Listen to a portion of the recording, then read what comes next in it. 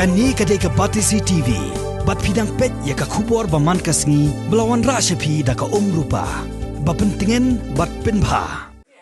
Ka State Election Committee trong ka United Democratic Party hane kasngi ka lai phoi terek banai risau arajar khat phara. Kala Pynbna biang ya ka thop Kyrtong ka baar trong ki Kyrtong ki bani ai rang ha ka election MDC sha ka Khasi Hills Autonomous District Council bat sha ka Giant Hills Autonomous District Council ka ban salong la kumno house nam arajar khat khandai. Uba alantri of Dakhar Vice President ke UDP ha kajing keren bagi lap pathai kubor hadirin belakot kajing song jingelang kawasan kan tatam ai ulai tho ba ka State Election Committee jong UDP kala menjori ke Kyrtong jong Dr. Jemino Mawthoh banlong ku Kyrtong ke UDP ha election MP ka ban salong house nam arajar khat khandai la ban kro hang ni badang ha katayo beningkong jong ne hiu banai risau ke UDP kala palai ba ya ka thop Kyrtong jong ki chphongot ki Kyrtong ki bani ai rang sa election MDC tang ha Khasi Hills Autonomous District Council bat kat kum ka thop Kyrtong bala palai ba menta ka sngi na ka benta ka Giant Hills Autonomous District Council la Pynbna ya ka Kyrtong ki saungot ki Kyrtong na ki Southly constituency ki bahab ha East Giant Hills District sangot na ki constituency ka West Giant Hills District kat ba na ka Khasi Hills Autonomous District Council ka UDP kala Pynbna ki Kyrtong jong ki saungot ki Kyrtong na East Khasi Hills District way na ka Shillong City bat arngot na Southwest Khasi Hills District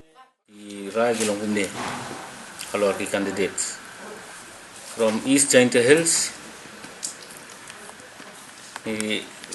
where there are 10 seats, nila yo ban declare 4 seats mentarasi. Tadi narpo langki lamari, Sultanga nongkli, Shanbor lamari, Dr. Sanki Sangpung. And Tuber Laski Rambai.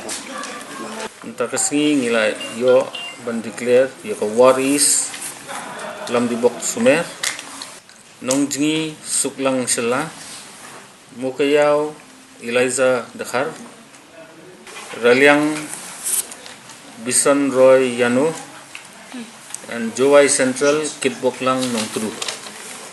Na East Khasi Hills menta kasih ngila yo ban declare ya ka langkerdam like kro rengkat lendam nong scan lutphar Dakhar soyong nong spong Philemon Kharmandai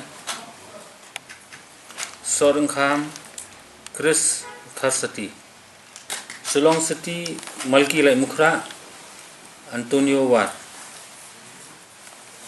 Southwest Khasi Hills, Langren, Nasar, Marwin. But namo kurwat, Anvil Lingdo.